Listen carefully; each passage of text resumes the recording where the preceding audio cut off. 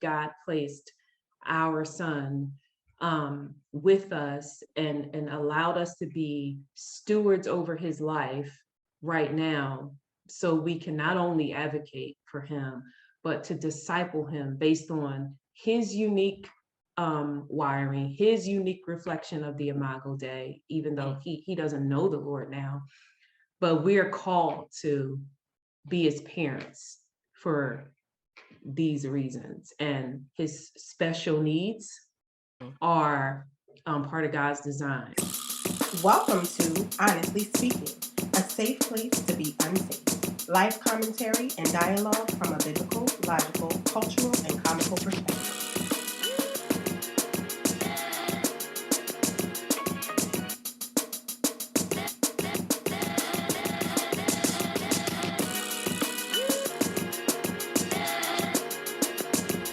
We're going to continue in our mommy bingo with Nick. So for those who didn't see part 1, please make sure you go back and see part 1. All right, let me share this again. All right. You mentioned that you had a grandchild. Yeah. What about special needs? Yay, nay? Yes, my adoptive son has, he's special needs. He's high functioning special needs, but he has developmental disorder. Wow. Yes. So what is that like? Oh Lord.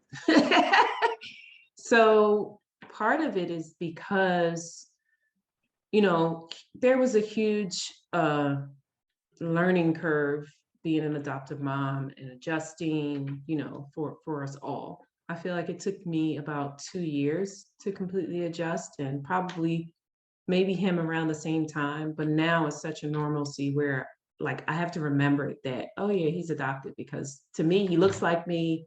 He's so much embedded into, and my mama bear inside for him is equal to that of my biological children. So that's my son.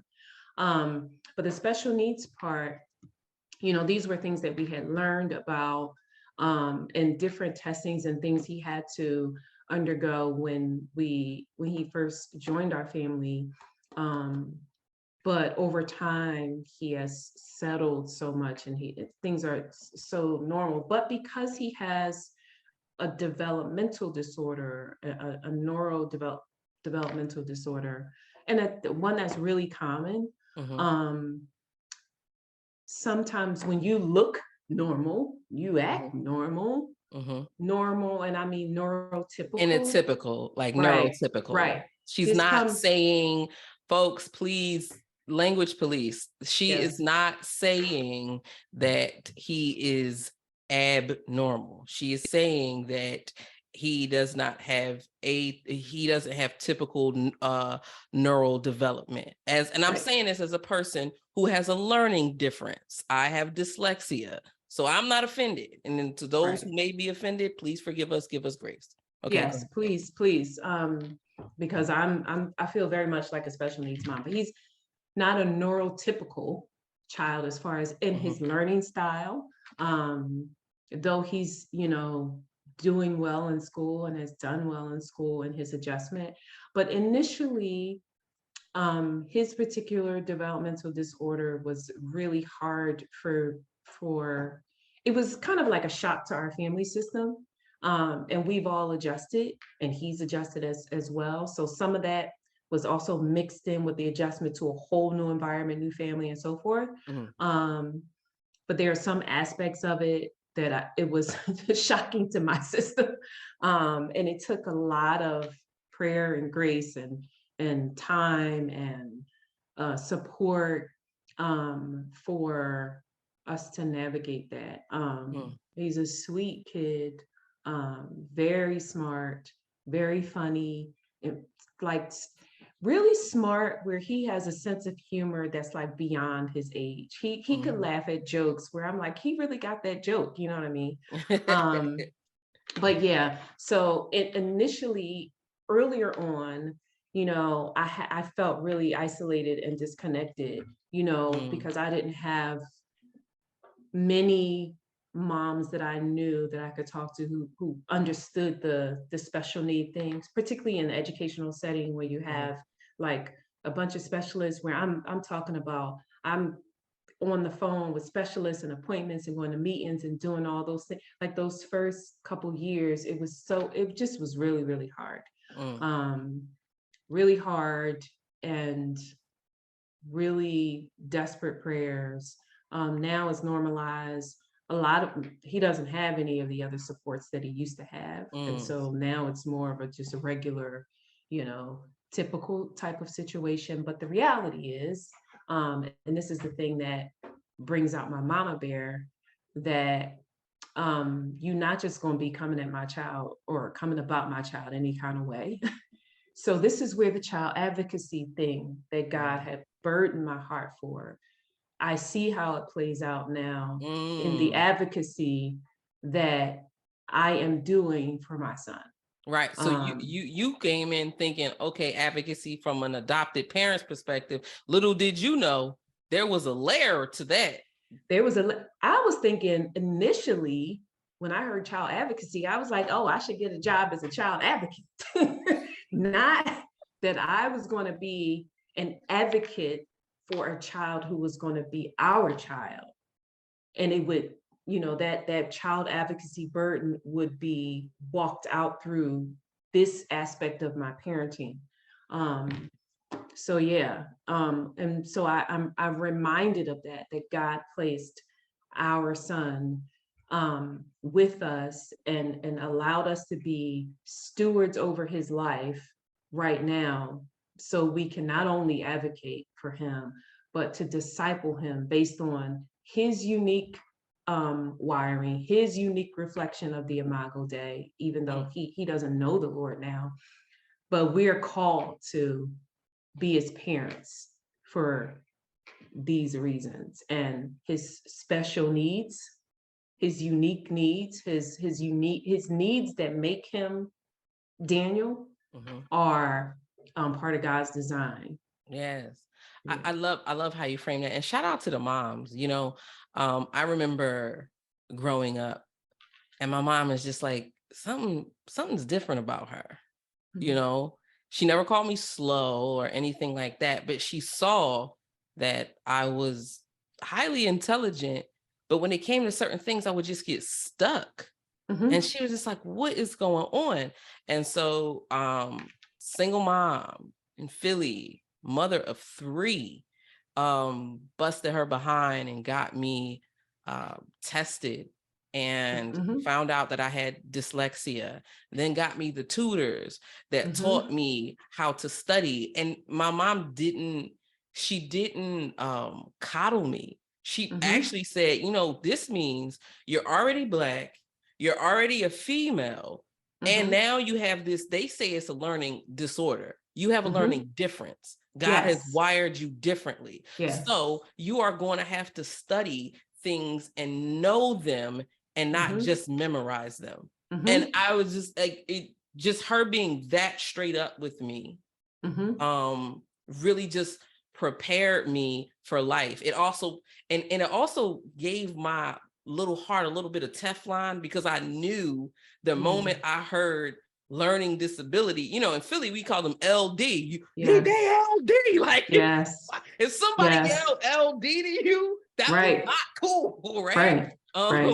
So in addition to the other things that I was going through as a young person, it was just like, whoa. But my mom, in true mama bear mode, made sure that I had the things that I needed. So yeah, shout out to the moms who pay attention to their children and fight for their children. And we highly encourage you, do not give up. In fact, I'm going to probably link some resources in the description in this video for parents who may be struggling if their children have special needs. So great. Yes, amen to that. All right, I'm going to go here. I'm going to go divorced. Have you been a divorced mom? Well, I'm divorced, but You were, well, yeah, you are divorced. Explain it. Make it make sense. So before I was married to my current amazing husband, when I was young, I was married for a very brief period to another person. I didn't And have not kids your son's father, right? not my son's father, and I didn't Okay. have kids with that person. So I was divorced, but not a divorced mom, because so many other things come with being a divorced mom. So Right. So you were a mom while you were divorced. yes. Boom. Yes. And did you all have a blended family? That the former but the other, yeah, like for a couple months. Because I had a kid, he had a kid. So yes, I forgot about that. Yeah. So I've really lived life, quick, guys. really quick, to the level of your comfort, what made you get a divorce? And did you go into marriage kind of naively, or like what was the circumstances around all of that? Well, it's too much for now. Let's just say I didn't go into it naively. There was significant counsel, but there was a part of me that has some doubts. And I was very, very young in the Lord, like a new believer, yet less than a year. And what I now know is discernment and the voice of God speaking. I second guessed and questioned, and I relied more on what how some well-meaning people counseled me. And that was a mess. So wait a minute. You mean to tell me, Nykki Danielle, you mean to tell me that there are well-meaning individuals who will, let's say, you sometimes even abuse the scripture that says there is safety in the multitude of counsel in order to kind of justify their well-meaning but not necessarily Lord-led intent, to the point that they can inspire you, encourage you, promote you to be in a marriage that you were feeling internally the Lord was saying, this ain't that, this ain't it? Yeah. All right. Yeah. And when I say well-meaning, I mean well-meaning. People who are, gifted and in positions, in the church to have influence. Well-meaning, but just not having all the information that they needed, to assess the situation differently. And so I moved forward when I probably should have listened to my gut. And I got a biblical divorce. That's all I'm gonna say about that. Amen. However, what the experience did was really caused me to really press in, like, listen, I need to know what I'm hearing from God. Whoa. So it didn't make you bitter. Oh, no. Oh, okay. Oh, no. So No. it didn't make you say, these daggone church people out here, they don't even know what they talking about. They just want what they want. You didn't become part of the bitterness. By God's grace, no. By What God's it grace. really increased my intimacy with God. It really, like, it took my personal worship to a new level. I mean, by the grace of God, I never doubted who God was. It actually it was a suffering that served to refine my relationship with the Lord. And coming out on the other side of it just made my relationship with the Lord that much more intimate and vibrant. But it did have me like, if I know what God is saying to me, ain't nobody going to try to steer me in another direction. It just is not. Like, the Psalms came alive to me in that season. in my early walk with the Lord, and it has forever refined how I listen to God's voice. The people were like, I know they love me. I know they were working with the information that they had, but it showed me the limits of the counsel that we can get from other human beings. Wow. I'm just clicking these off because you already answered them. What about a stand-in mom, like a neighborhood mom? Have you ever been there? Honestly, I didn't know all of these. I was just writing stuff. I have never been that. All right, great. So boom, she's not getting it this way, folks. I put a mom that is very open with her child. Yeah, I think that's me. Well, how about this? I'll just tell the story. So I'm talking a lot about being a teen mom. My daughter is 14. She just started high school. And over the summer, we have So wait. So you have a son. Your oldest son is 35, you said. 35. And your daughter is 14. She just turned 14. Yes. Okay, so I'm just going to check this one right yes. here. Great. Boom. All right. So we had this, we went through a series of conversations. I called it the high school prep series, where me and my husband had a series of conversations with her just to kind of talk and dialogue about some of the possible expectations of high school, as a way to disciple, as a way to just, connect with her. But in one of those conversations is when I had the talk about when I became a teen mom. Clearly she was of the age where she knows how old her brother is. And when she was 5, she thought that me having him was a miracle, like when Mary got pregnant with Jesus. So clearly that wasn't the case. And so when she got older and she could do the math, she realized, wait a minute.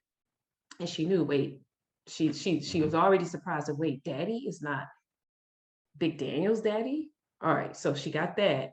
But the reality of it, she didn't know. And so this was the opportunity for me, because we're talking about high school. So I talked about when I was in high school. And we've had the talk with her many times before. That's just a part of our relationship, right? That's a part of the discipleship process. Yep. I don't know, parents, if you heard what Nykki just said. She said the talk is not just the talk. It's several talks. It's a part of you talking to your child. So it shouldn't be a one and done thing, parents, or you depending on an external entity to solely do it. Or you just, throwing a pack of condoms at your kids, or taking your kid to get, a HPV shot at the doctors, and then like you doing whatever. That's not what she's saying. Okay, go ahead. So part of this talk, we had already had the talks about the talk, all that. So I didn't have to talk to her about all that, but I did talk to her about, teenage relationships and what my experience was like that. And then what the experience was becoming a teen mom and, all those things. So that's, I use this example because of the openness. I'm an open mom to whatever she's or my children are developmentally ready for. And because I have this natural bent towards teaching, now where it's funny now, because my kids know any little thing, it's a teaching moment, right? But that's an opportunity just to teach and to draw from my own experiences, and then to normalize the reality of foolishness. You know what I mean? She could see, because she is she's a believer. I wasn't a believer, and she's coming up in a completely different context, right? But she could hear, and she could, she expressed empathy about that. She was like, I wish I knew you. I could hug you and I could encourage you.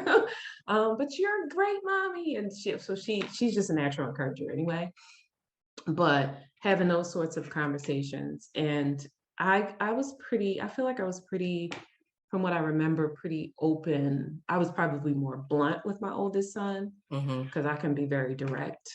But I'm gonna talk about the stuff, and that should just be a part of our relationship.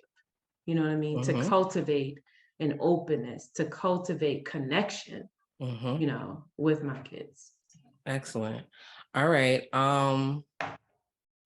With that having been said, how about, so you talked about, how about a more difficult one to talk about? Have you ever lost a child? Yes, I have lost. I suffered 4 miscarriages, 3 in my marriage. Wow. One when I was, after I had my oldest son, I had a loss. I actually was scheduled for an abortion. Like I had an appointment, and it ended up being an ectopic pregnancy. I almost died. It was a whole thing. Let me tell you, God has been gracious to me. That was when I was 18. And then I had 3 losses after my daughter, my husband and I, and it was just like back to back to back. And the first loss when I was 18 was shocking to my body, you know, and I had a ruptured ectopic pregnancy. Google it if you don't know what it is, but you could die. I was hemorrhaging internally. I literally could have died. Had to have emergency surgery, a whole thing. And at that time, I was told that it would be harder for me to conceive or to have a baby, to get pregnant after that. So I didn't care about that when I was 18. But when I was 20, almost 15 years later, when I was married, I did care about it, right? So I had my daughter, and then those 3 losses were really, the first one was devastating. The other 2, I feel like I kind of steeled myself against the disappointment. And so I got to a point where I expected a loss, you know what I mean? I certainly didn't want to go through it, but that grief process is I don't know how to my stammering is evidence that I don't know how to articulate it, and many women don't. I think that I think about those lost children, specifically when the due dates come every year. And sometimes I talk about it to my husband. We could watch a TV show or whatever, and you know, as a woman pregnant and she has a loss, you know, there's a sensitivity that's there, not like a necessarily pain, but there's a sensitivity there, and there's a sensitivity to people who lose through miscarriage. I don't care what stage of your pregnancy you are. But yeah, that is, you know, as a mom, I'm thinking about those children. You know, I'm thinking about the what if. I know the age, like, oh, that child will be this age now. Every year, you know, I think about it. I may think about it for 10 seconds. I may think about it for 30 seconds. It's not really long, but I always think, I know that every September, I'm thinking, oh, this kid would be 33. Oh, this kid would be 10 or something, you know what I mean? So yeah.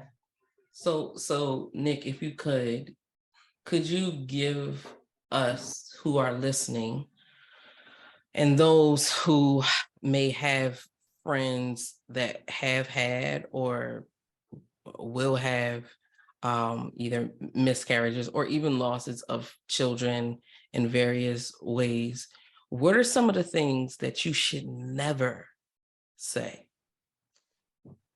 Oh, well, you weren't that far along. Never say that. Not helpful. Oh, well, you can have more kids. Never say that. You don't know that. It was just God's will. Perhaps it was, but the reality is that helpful to that person in that moment? And another thing is to say nothing. to be silent, to not acknowledge it, to not ask, how are you doing with that? How's your grief about that? Acknowledging the fact that it happened is important. So what are some of the things that you would recommend people say? I'm really sorry that you experienced that. What's it like for you? Kind of asking them, expressing sympathy. If you have the experience, expressing empathy, but doing it wisely. Not, I know what it feels like. Especially don't use the word exactly. Right. I know exactly how you feel because right, exactly.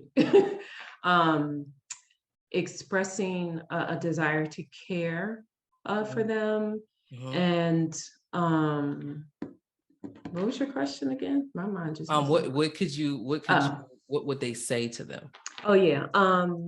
Yeah, speaking to that, asking, especially depending on a person, asking, is there any practical way that you could support them? That part.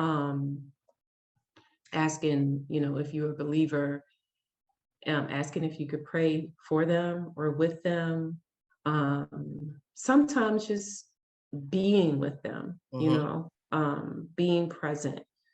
When I experienced the first loss in my marriage, I remember I'm very much kind of an internal processor. And so I was in bed and I remember people, like sending messages through my husband or sending like cards or gifts or whatever. And he would bring them up to me and he would be like, do you want to talk to this person or that person or whatever? And that was really, really helpful. But that was specific to me. Other people might be like, I want everybody to come around me, everybody to come sit on my bed with me. It really depends upon the person, and that's wisdom to know what is going to be most beneficial to that person, but an absolute acknowledgement and not minimizing, because it is a real grief process. It doesn't matter the stage of loss either. Right.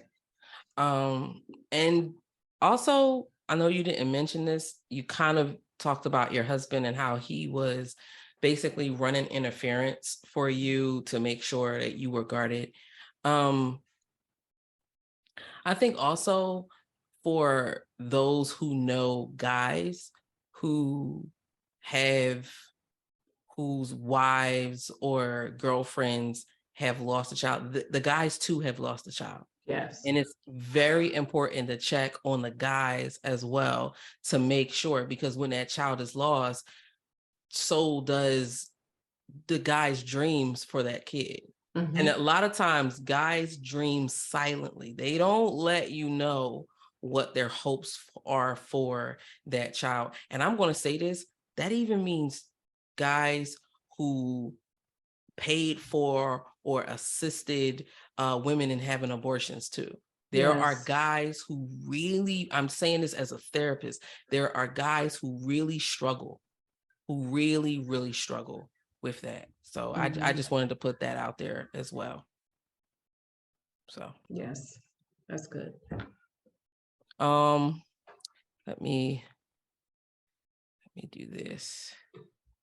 I'm going to what about has had a well, you said you're in school now, so I already know the answer to that one.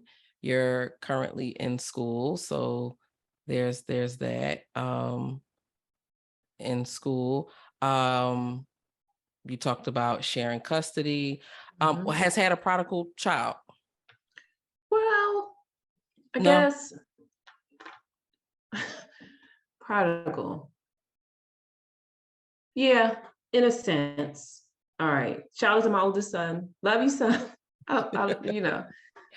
My son professes to be a believer, but so prodigal in the sense that my son, I became a believer when my oldest son was 7. Mm. And I was very intentional with discipling him, raising him in the church and so forth like that. He, you know, accepted Christ when he was 9. And so, you know, and every time I challenged him about his relationship with the Lord, which I did frequently and often when I wasn't seeing fruit, he's like, I'm good with the Lord. So in that sense of prodigal, you know, in the sense of like a child that walks away from the faith, or you don't see any evidence of fruit that they are a believer. So yes, Right. I had that experience. I'm glad you said that, because a lot of times, a lot of things, there are spectrums. So a lot of times we figure, you know, well, if your son isn't quote unquote, or your daughter isn't quote unquote in those streets, then that somehow means that they aren't prodigal, right? And so I think about the story of the prodigal son, and how the older son, though he was present, he was quiet quitting. You know what I mean? Like he was there, but he wasn't there. And I think a lot of times as Christians, we can settle for moral children and think that that's a synonym for saved kids. And what you said was you were looking for fruit. So I think that's extremely important. And what about a spouse of a different race or culture? Before that, one of the things about the prodigal child, I've always said, and I feel very strongly about, I don't want to raise a church kid. Speak to that. Like if my oldest son never professed belief in Jesus, he never professed belief in Jesus. My job as a parent, as a primary discipler, is just to introduce him to the gospel, to lay the kindling and let the Holy Spirit light the flame when God wills in God's time, and according to my son's or my child's decision to respond favorably to the gospel. Right. And with my children, my younger children now that I'm still raising, it's the same. We could be in church. That don't mean nothing to me, that you coming in this building.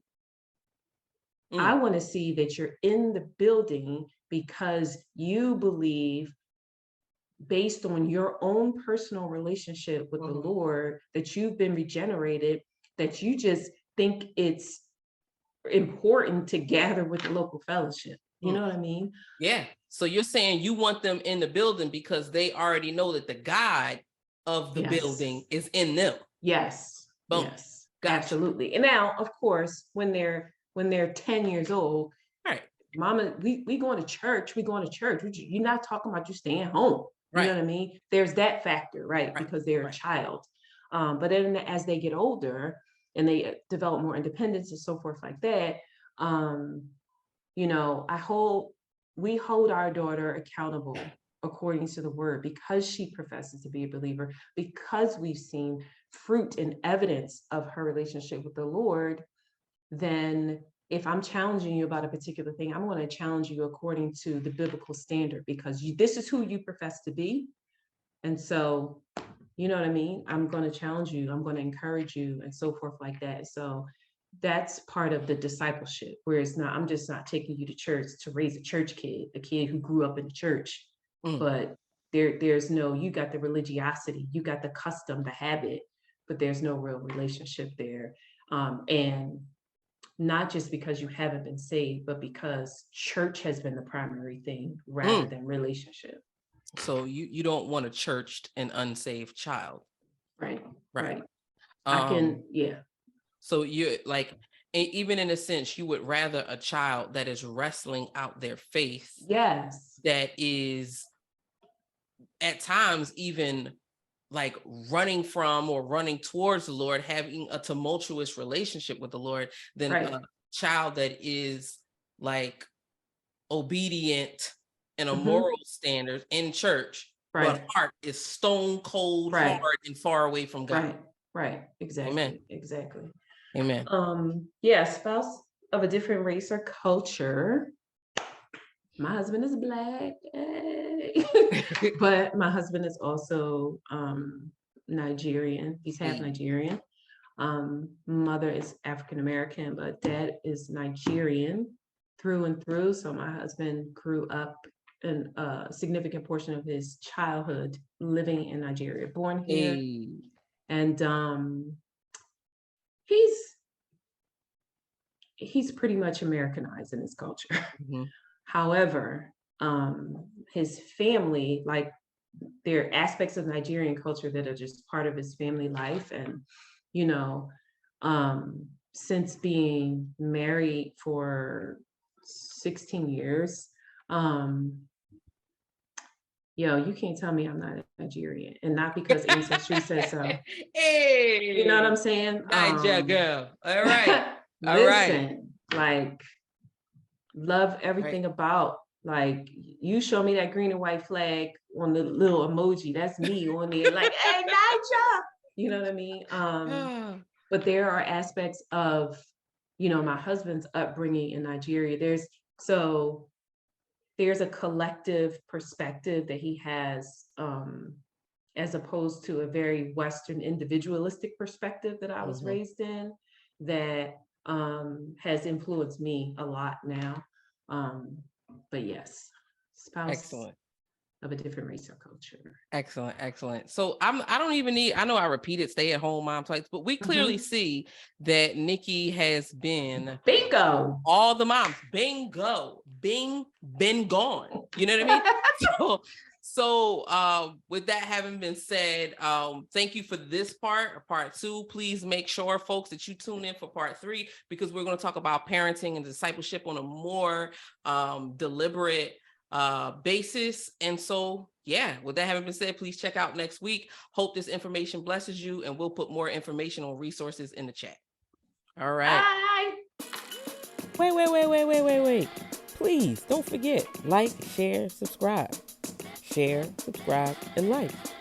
Oh yeah, and as we always say, love God, love your neighbor, and take care of yourself.